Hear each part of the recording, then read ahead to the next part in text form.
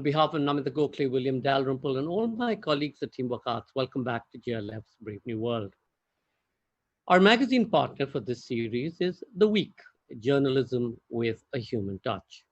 As part of JLF Brave New World Season 1 Redux, we present Elif Shafak, 10 minutes, 38 seconds in this strange world, in conversation with Janice Pariat. Elif Shafak is an award-winning novelist and the most widely read female writer in Turkey. She's also a women's rights activist and an inspirational public intellectual and speaker. She writes in both Turkish and English and has published 17 books, 11 of which are novels. Her work has been translated into 50 languages. Her latest novel, 10 minutes, 38 seconds in this strange world, was shortlisted for the Booker Prize and chosen Blackwell's Book of the Year. Here she talks to Janice Pariat about her life and her work. Janice Pariat is a poet and award-winning novelist. Her most recent novel, The Nine-Chambered Heart, is being translated into 10 languages.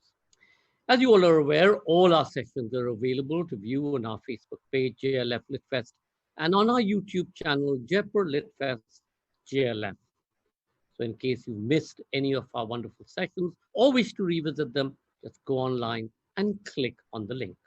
In case any of you drop off due to bandwidth issues, you can find us on our YouTube channel, Jaipur Litfest JLF. Ladies and gentlemen, Elif Shafak, 10 minutes, 38 seconds in this strange world, in conversation with Janice Pariat. Over to you. Good evening, Elif, and good evening to everyone who has taken the time out to join us here.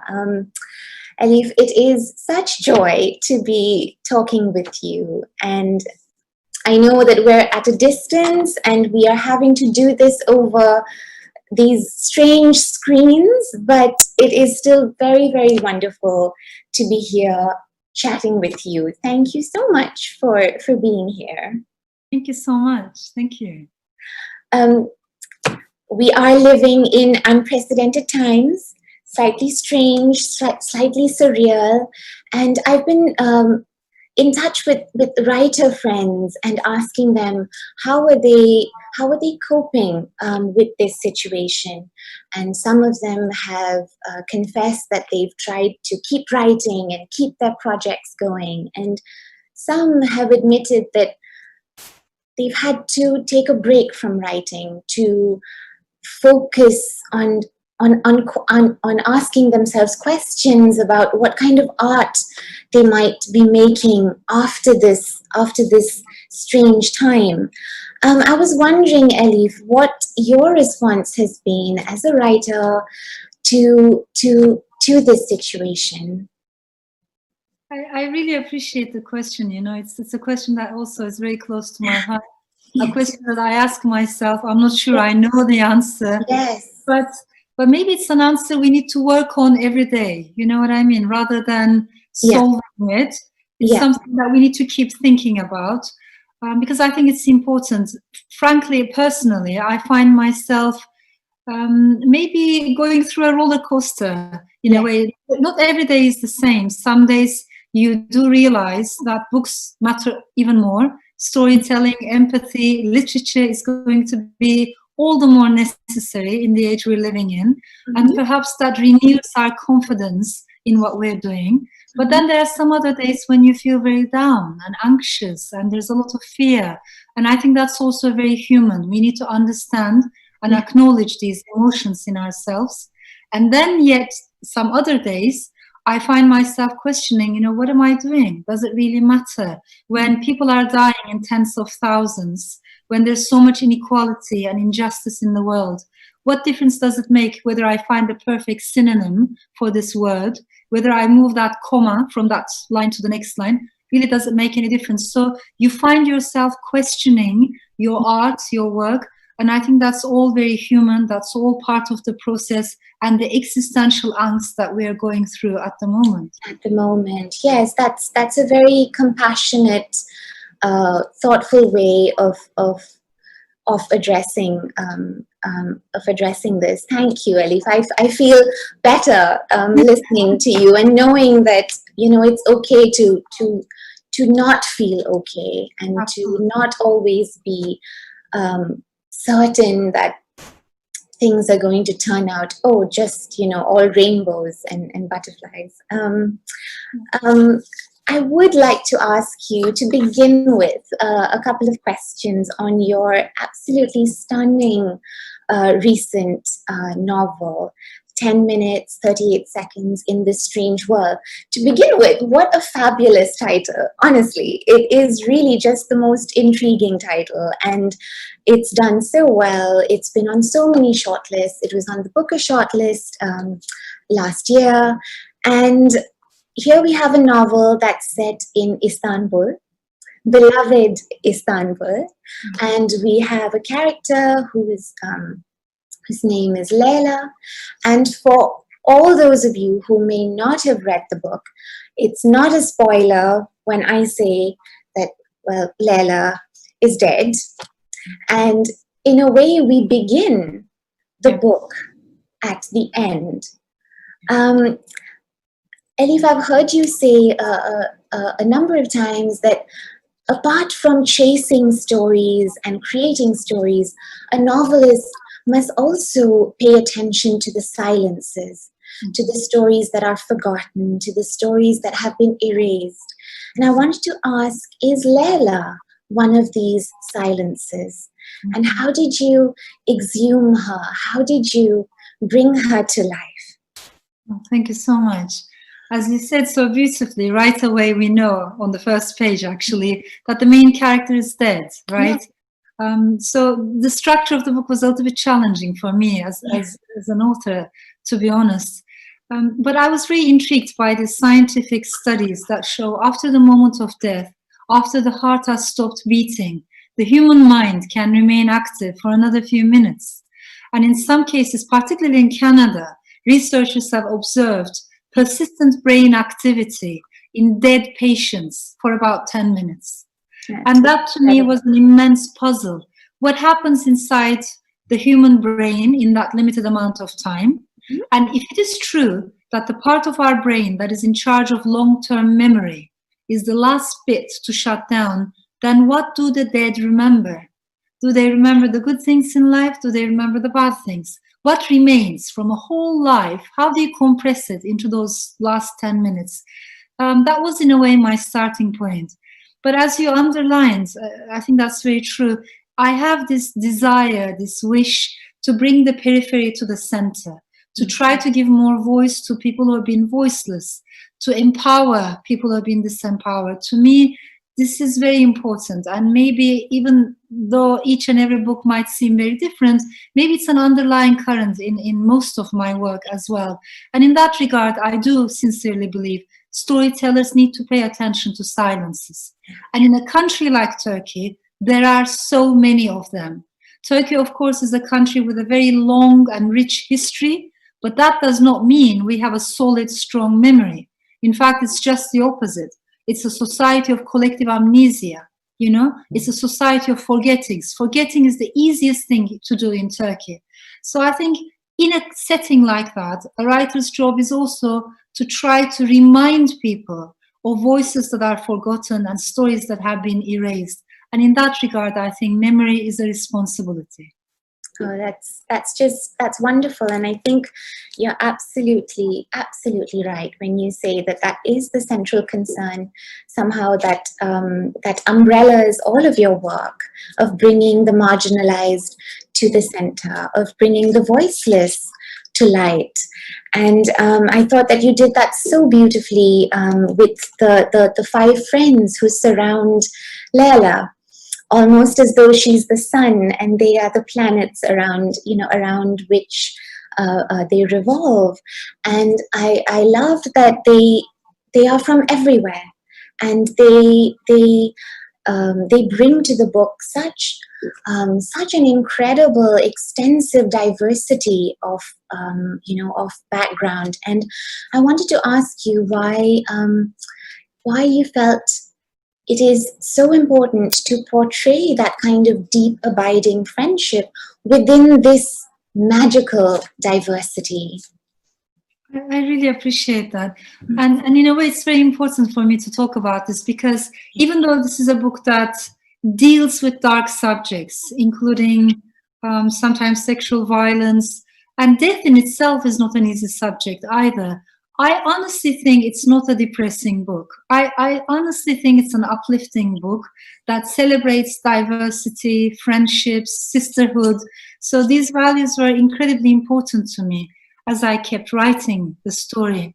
Also, coming from Turkey, what I have experienced and observed is when democracy is lost in a country, what is also lost is appreciation of diversity. It is not a coincidence. They always go hand in hand.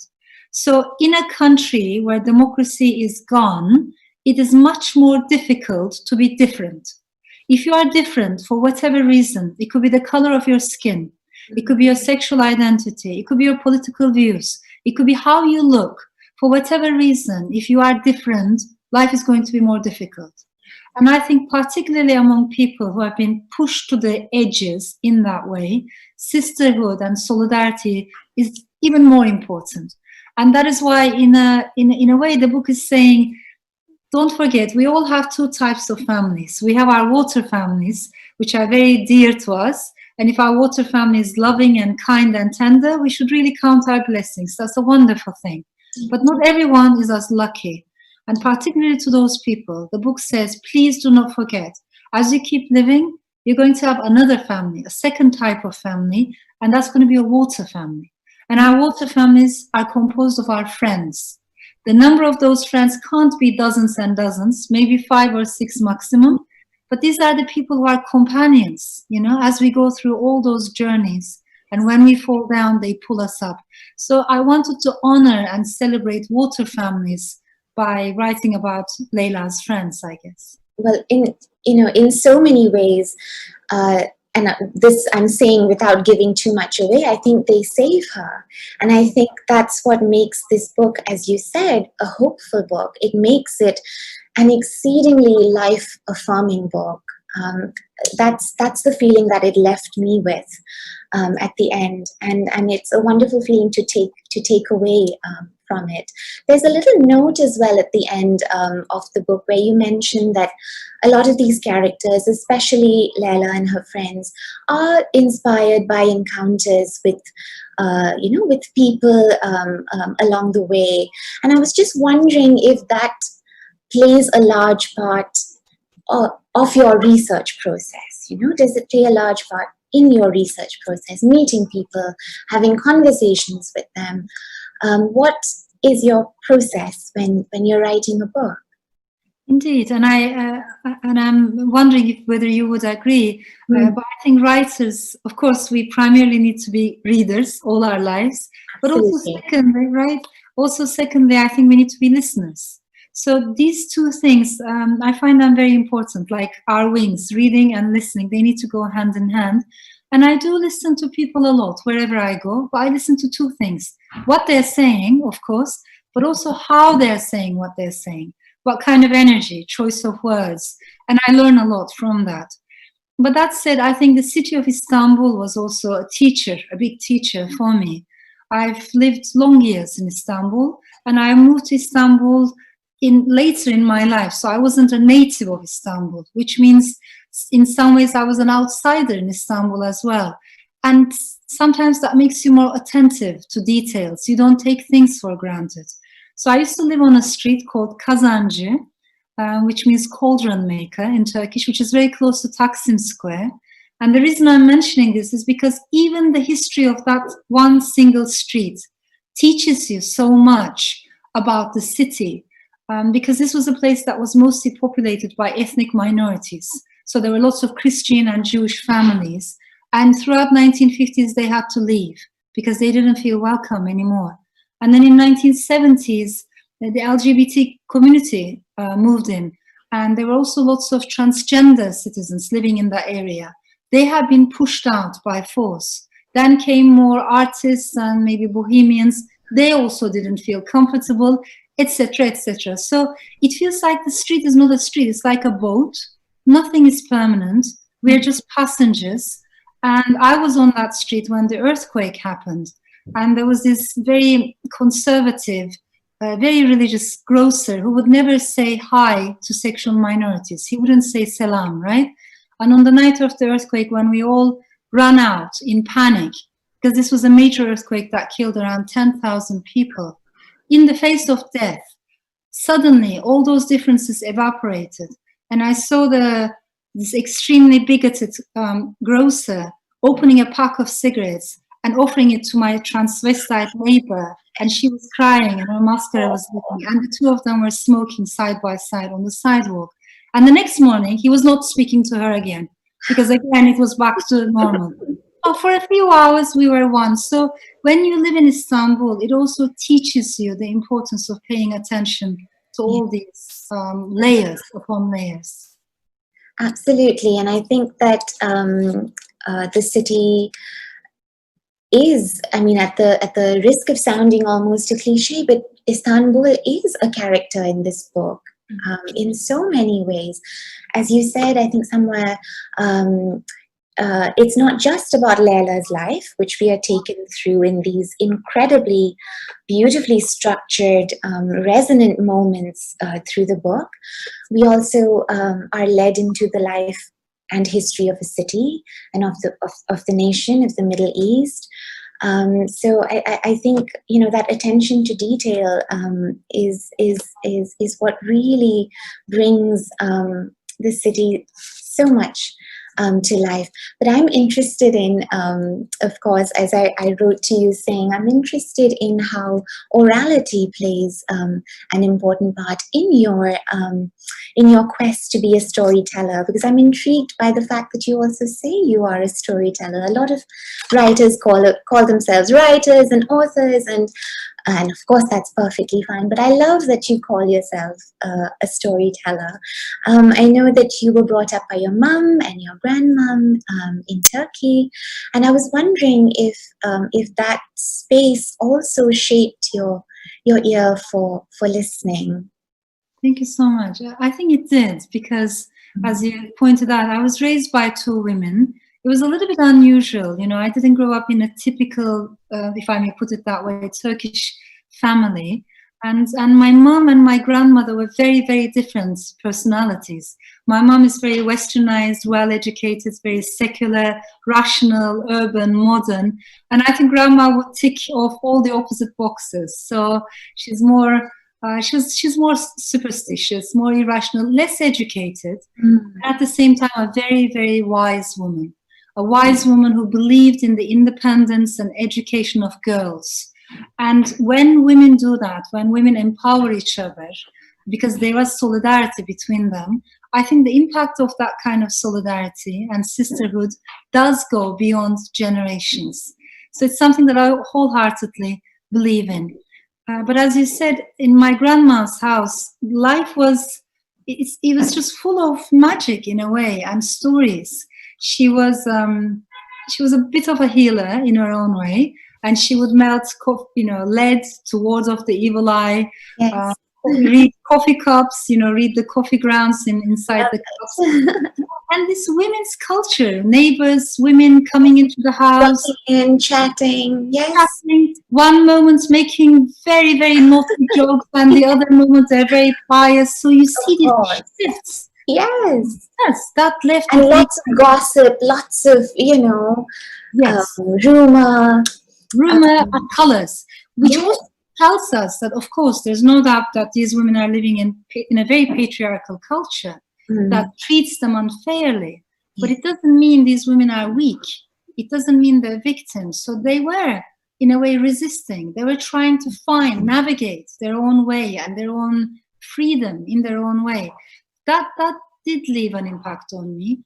And I think in my writing, if I can do it, I would love to bridge written culture and oral culture. Yes. In Turkey, usually, particularly among novelists, because the novel came to us from the Western world, mostly from France, the genre of the novel is very young. And we have this tradition of father novelists,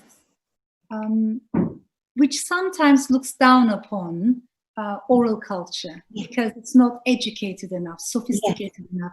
And I've never shared that attitude, and I find wisdom in that oral culture. and I cherish it, and I want to remain connected to it. So if I can, I would love to bridge these two worlds. That's very, very heartening to hear, Elif, because I come from a part of India, the far east of India, from a community that was steeped in oral storytelling traditions. And to this day, the power of the word is very poignant. It remains very, very powerful. And you're right, I'm uncomfortable as well with this hierarchy between the written and the spoken, as though one is more authoritative than the other, and one is somehow more valid than the other, whereas they hold equal space and equal importance when it comes to storytellers. I think.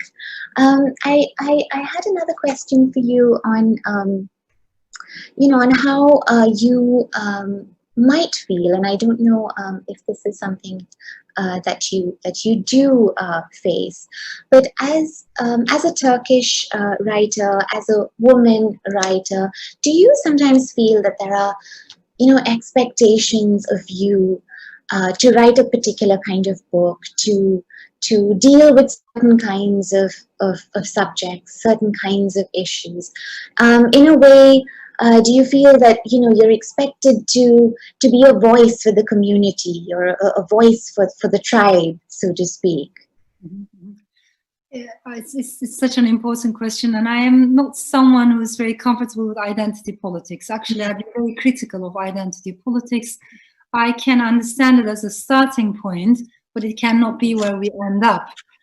And particularly in the world of publishing and books, you wouldn't expect it, but there is identity politics, in the sense that we don't expect an Afghan woman writer, for instance, to write avant-garde stories or science fiction, right? We don't expect her to go into those fields. We want an Afghan woman writer to tell us the real stories about Afghan women.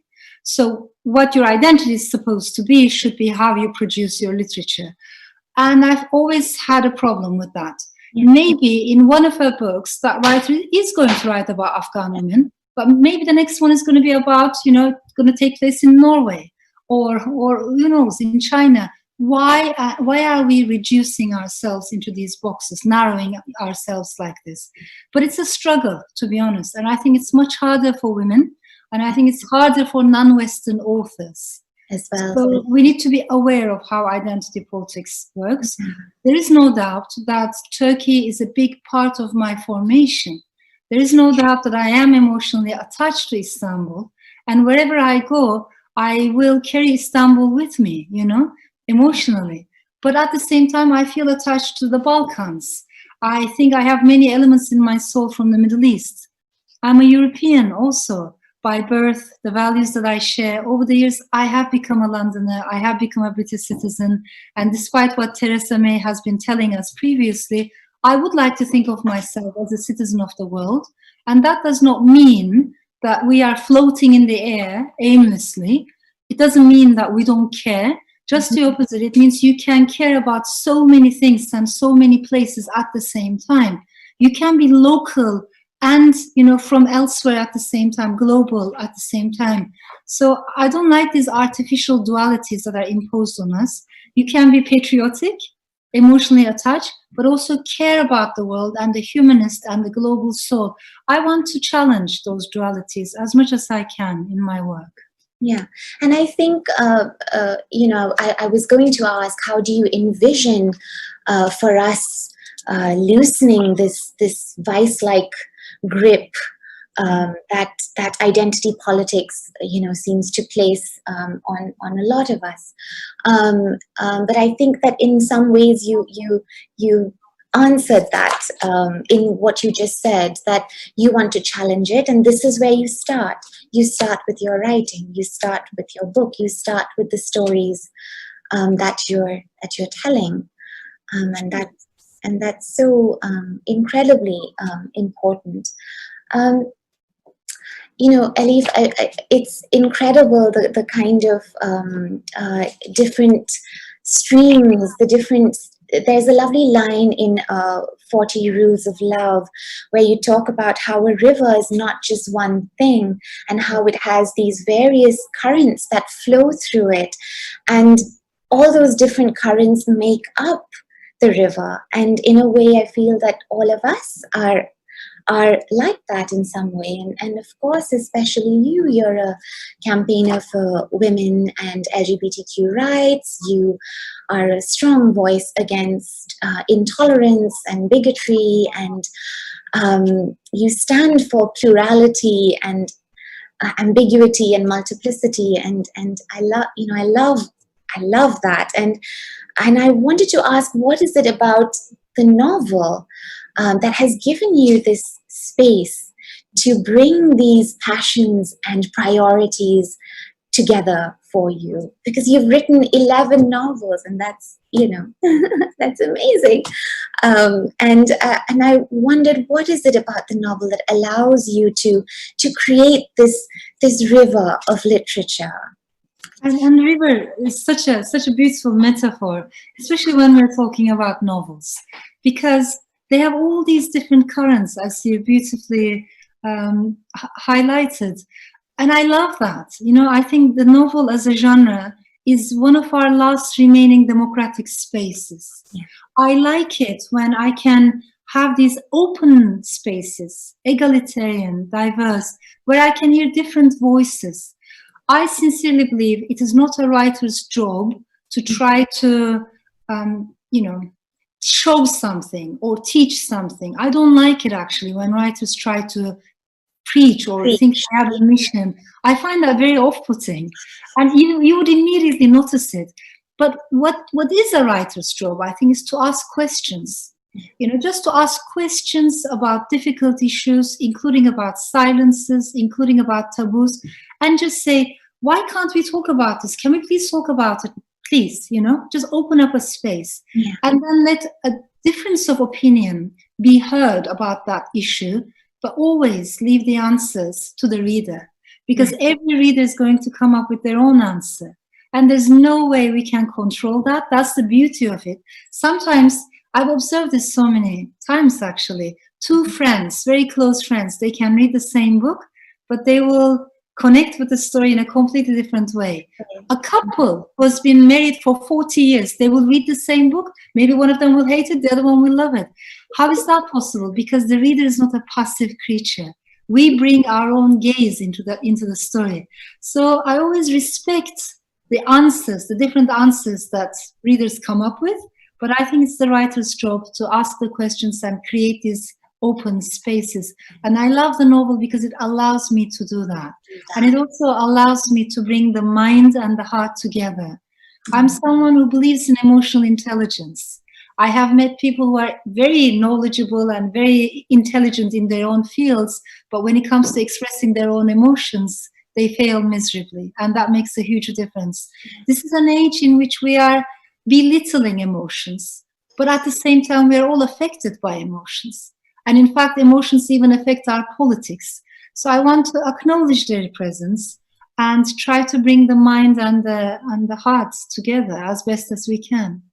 I think that's absolutely so inspiring. And I have about 1 million more questions for you. I wish I could ask them all. I wanted to, talk to you about the role that time plays in your novel, and this intricate structure that you've created within this incredible space. But we must, I'm afraid, move on to viewer questions and be democratic as well in that sense. Although my one other question, I'm just going to make it a comment now, is that I love that you listen to industrial heavy metal while you write.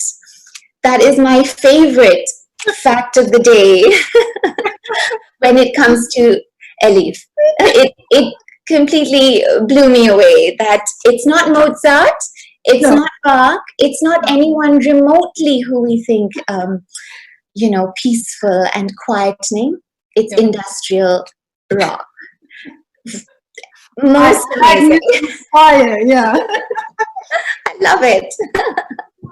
Now, shall we just look at a couple of questions here? There's so many. Let's see. Swapna Wazalwar asks, I recently read in your article that you highlight your favorite ideas in purple. Why this specific color?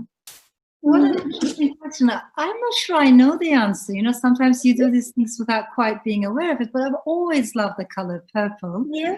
And I think I love to have, you know, those small objects around me, like pencils, crayons, since my childhood, stationery, notebooks. Like many writers, I'm obsessed with these small items.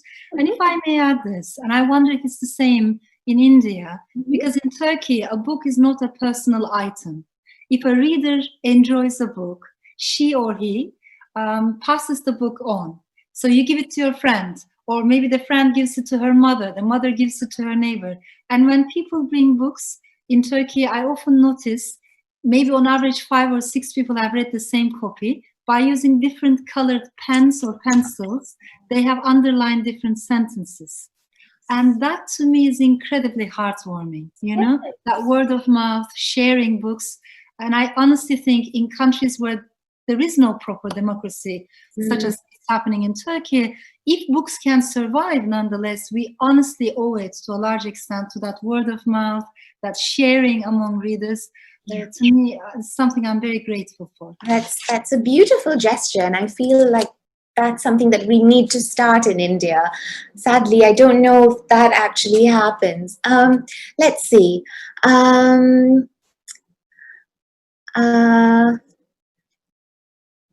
Okay. Sachdev Ramakrishna asks, you maintain that you are attached to cultures, cities, peoples, all in plural.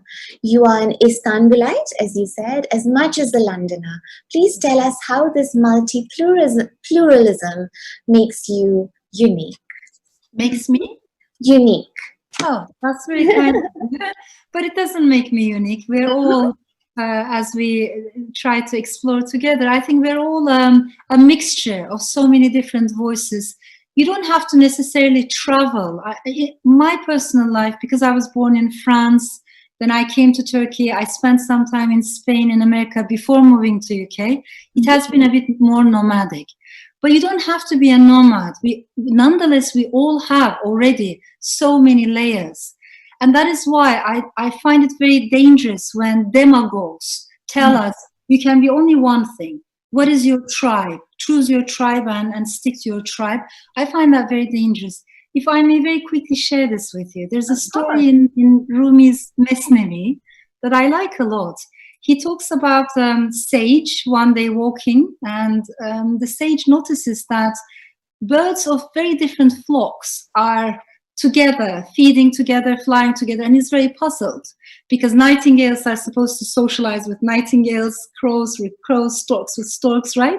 They're not supposed to fly together. No. And so he takes a closer look. He's curious, and he realizes these birds have been maybe hurt in different ways. Maybe one of them has a broken beak, the other one has a hurt wing, the other one is a lame bird, and they found each other. So in a way, they're a tribeless tribe. And I love that because all this nationalism tells me you have to find your own people, stick to your own people, to your own tribe. If you're surrounded with sameness, you will be safer. I think that's an illusion. And we are, as human beings, capable of connecting across borders. I love that. And I so agree with you. There's so many questions. Kajali Khanna asks, has the sisterhood helped you write better? Wonderful question. It helped me in my own life.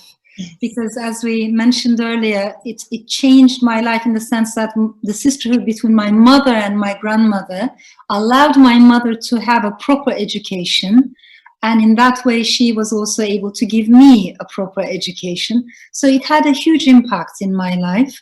And I think I want to see the kind of women's movement that is not enclosed, but reaching out. And if we're not all in this together, it means it's not working. We need to be aware of the class barriers, racial barriers, things that might be invisible at first glance, but keeping us apart. All those gaps matter, and they need to be bridged. We need to work harder for that.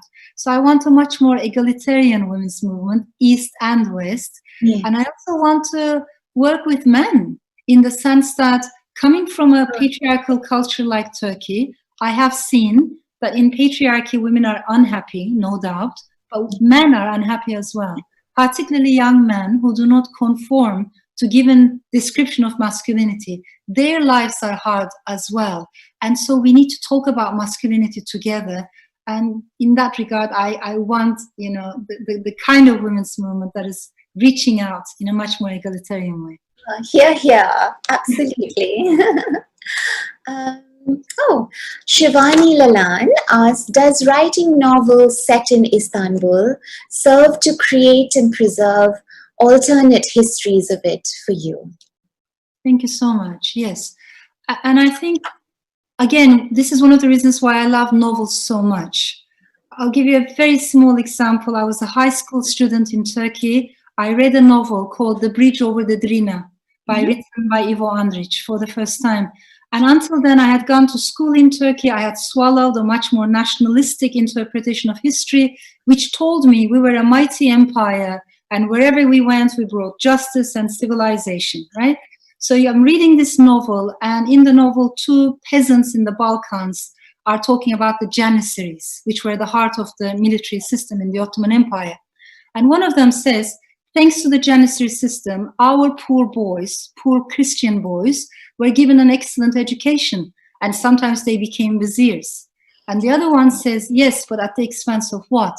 They were taken forcefully from their families. They never saw their mothers again. They were made to forget their language. They were converted to Islam without their, consent. So they were given a maybe better education, but at the expense of erasing their past. And I remember, honestly, just stopping on that page, because it had never occurred to me that families might have been affected from that system in this way. Only when we ask individual questions about micro-histories, we can begin to feel, the missing stories. Mm-hmm. So how would I feel if I had been born as an Armenian silversmith, or a Jewish miller, or a concubine in the harem? What would my life be like? And then you realize the history that is being taught to us at school is devoid of human beings, The human stories are not there. And that's why I find it very important that literature pays attention to microhistories. Yes, no, that's absolutely true. And sadly, Elif, it's not just Turkey. It is happening in just so many places, and including, where I am right now. So what you're saying is so incredibly important, because I feel that it also in a way touches upon the question, what is the writer's role right now? And I think I've heard you say that you cannot be apolitical or non-political anymore. And we really can't afford to be. You're absolutely right. How do you approach an idea? Does an idea just come to you out of the blue? And do you know if that's the one, or do you mull over a concept? And this is Nidhi who's asking. I appreciate that. I think there are two different ways of writing a novel. One is a bit more like engineering. In that path, I think the writer wants to be a bit more in charge and in control, a bit above the text. And the writers want to know how the story is going to end, or what each character is going to do in the next chapter. And there are amazing books that have been produced with that, method, let's say. But it's not my way. I don't feel close to that path. I like to be a little bit drunk when I'm writing. I like it. When I don't know what's going to happen in the next chapter. And I like it when my characters surprise me.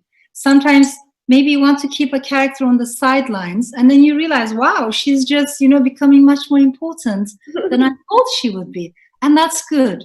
There's a flow, and we're not the masters of the story. We just have to respect the story and respect the language. I think I have an instinct. I know, I love that instinct. I know what I want to do, but everything else is very vague. What I take seriously, however, is the research process. Whatever I write about, whether it's a historical story or a modern one, I really try to read everything I can on that subject. I put thoughts into it. You know, I fill notebooks, take notes, listen to people. So we have to do our homework as writers, and then you can fly. Absolutely. Let's see. Amongst the many, many questions, someone's asking, when is your new book coming, Elif? It's a very short and very urgent question. That's Madhuri asking. I love that. It takes a while. Right to the point. I wish I knew the answer. You know, when I finish a novel, I don't immediately start writing another one. It's almost like a pendulum. I'm an introvert by nature, but I'm also someone who enjoys doing public events, book festivals. You know, I miss our festival encounters. And I hope we can turn our digital spaces into egalitarian public spaces as well. So there's a part of me that really cherishes this. But by nature, I'm an introvert. So when the book is over, I need to go out. I need to listen to the world. Otherwise, we would repeat ourselves a lot. Also, I try to read fiction and nonfiction, East and West. You know, maybe very briefly, I can tell you, I ask myself, how is it possible that so many experts got so many things wrong, right? Whether it was financial crisis, whether it was Brexit, Trump's election, so many predictions were wrong. Not because they didn't know their fields well. Actually, they knew their own fields, but because we're so atomized, you know? What an economist does in one field stays in that field. Another one works in political science. Another one works in poetry. We do not connect the dots. To me, it's much more interesting when I, as a writer, learn from neuroscience, a subject I know nothing about. If a neuroscientist becomes interested in poetry, if a poet becomes interested in film theory, or a film director becomes interested in political philosophy, then we are intellectually challenged. So I think I'm someone who really believes in interdisciplinary conversation and also the need to read across cultures. Lovely. So there's always this cross-pollination that's happening and keeping things vibrant. Bikramjeet is asking, how does the present political climate of Turkey influence your writing? Thank you. It is a difficult question, to be honest, because I think every writer, poet, academic, or intellectual in Turkey knows that because of words, you can get into trouble overnight, you know, so easily. So in one day, you can find yourself arrested, detained, sued, exiled, your passport confiscated. And even when nothing happens, there is the knowledge that all these things can happen. And that knowledge is at the back of our minds. Which means, as a result of that, there's widespread self-censorship. And I find self-censorship something difficult to talk about, maybe a bit embarrassing too, but it's something we need to talk about, you know, because when there's self-censorship, you're not necessarily stopped by an outside force. On your own, you know, when you're alone with a blank page or empty screen, you find yourself stopping yourself from writing. So we need to address the issue of self-censorship as well. As you know, sadly, Turkey became the world's leading jailer of journalists. In the past, it was China or Russia holding that record, but Turkey even surpassed their record. And I find it completely unacceptable that people are treated this way. And I think we need to speak up. The only thing that perhaps helps me to overcome self-censorship, hopefully, as a writer, is when I write fiction, I really try to forget this so-called real world. When I'm in the middle of a novel, I stay inside the novel for as long as I can, and those imaginary characters become my friends. Only when the book is over and I give it to my editor, then I start to have panic attacks. But by then it's too late. The book is born. It is independent and free, and that's the way it should be. Wonderful, wonderful. Okay, we've got time, I think, for one more question.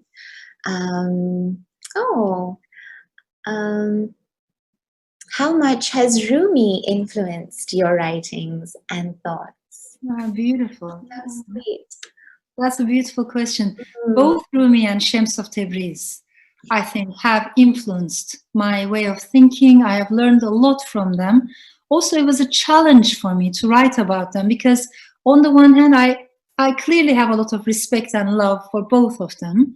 On the other hand, I don't believe in heroes. You know, as a novelist, I think we're all fallible creatures as human beings. Yes, yes. So I don't like to put anyone on a pedestal. How do you write about Rumi and Shams was a challenging question for me. And I love the facts that they were so different. They learned from each other, they transformed each other. And I think their philosophy was timeless and placeless. Sometimes we have these little fights whether Rumi belongs to us Turks because he lived in Konya, or whether he belongs to Iranians because he wrote in Persian, or whether he belongs to Afghans because his family came from Balkh, etc., etc. But I think all those debates are meaningless because his message, the core of his poetry, really did go beyond all those borders and frontiers. And I think that is why it is especially relevant to the age we're living now. We need to hear their voices. Absolutely, and I think that's why it resonates so deeply with you as well. I can see that, I can sense that. So Prem asks very quickly, I recently read Bastard of Istanbul and I love the way you weave the myriad stories. I was wondering what led you to incorporate elements of magical realism to tell those silenced stories, how that unreal or surreal medium helps telling intensely real stories. Thank you so much. Sometimes, especially when you're talking about difficult issues such as the Armenian genocide, which is a big taboo in Turkey, and many people sincerely know nothing about their own history, that ignorance is also part of it, unfortunately. It's difficult to tell the story. And I wanted to tell a constructive story through the eyes of women, generations of women, grandmothers, mothers, and granddaughters. But when the book came out, I was put on trial for insulting Turkishness. The reason I mentioned this is because the words of Armenian fictional characters and those supernatural creatures in the book were taken out of the book and used as evidence in the courtroom to show that I was insulting Turkishness, even though nobody knows what that means. As a result of which, my Turkish lawyer had to defend my Armenian fictional characters in the courtroom. And that went on for about a year. There were nationalist groups spitting up my pictures, burning EU flags. And at the end of that year, we were all acquitted, me and the fictional characters. Yeah. I want to share this with you because life is so surreal in Turkey. And when it is so surreal, you have to tell the stories by mixing the real and the surreal. Yes, I see what you mean. It's almost as though the fantastic, the real is as fantastic as the magic realism. The real stories, what we can actually do to each other in the name of religion or race or nationality are sometimes as fantastic as the so-called magic realist stories, that exist. Yes. Let's see. Do we have time for one more question? I'm going to try and squeeze one more question in, Elif. You've been so sweetly patient. Let's see. I want to know if you get those 10 minutes, 38 seconds, what would you think in those minutes, and what kind of memory would you see in those minutes? Gosh! Oh, what a I don't know. Of course, we do not know. But what I do know, and I can share with you, because I haven't been in Istanbul for a long time, and I'm not able to go back at the moment. Yeah. So there is a sadness in my soul. And when I was writing this novel, in that sense, it felt strangely emotional for me. And I found myself thinking, how do I remember the city? What are the memories from the city that I carry with me? And then I realized most of the things that I remember through senses, whether it's the smell of street food, fried mussels, or simit. And that is why it's a very sensual story, perhaps, like flavors, smells play an important role. And neuroscience also tells us that those sensual memories are in a way gateways to bigger memories. So I think most of us, what we remember through those small senses. Lovely. That is just fantastic. Thank you. Thank you, Elif Shafak. Thank you, Janice, for that wonderful conversation. And I do hope, Elif, that you someday get back to Istanbul very much in the way that you've spoken about. We just love the city. We have a festival, India by the Bosphorus, which we started last year. And we really enjoyed every minute of discovering the wonders that Turkey and Istanbul have to offer, not just its historic site, but its vibrant culture, its food, its markets, its amazing people. So best wishes for you on that. And we hope that we will be able to get you back onto our show to continue the conversation that we're doing between you and Janice. Thank you both. Thank you all for watching and being such an incredible audience. We hope you've enjoyed the conversation, and we'll log back on at 8:30 p.m. for our next session, Akbar Iramakoti in conversation with Manu S. Pillai. Akbar was the most admired of all the Mughals and one of only two Indian rulers to be widely known as the Great. But before Ira Mukherjee's writing, he's been without a modern biography. Here, Mukherjee talks about her groundbreaking study with fellow historian Manu S. Pillai. See you at 8:30 p.m.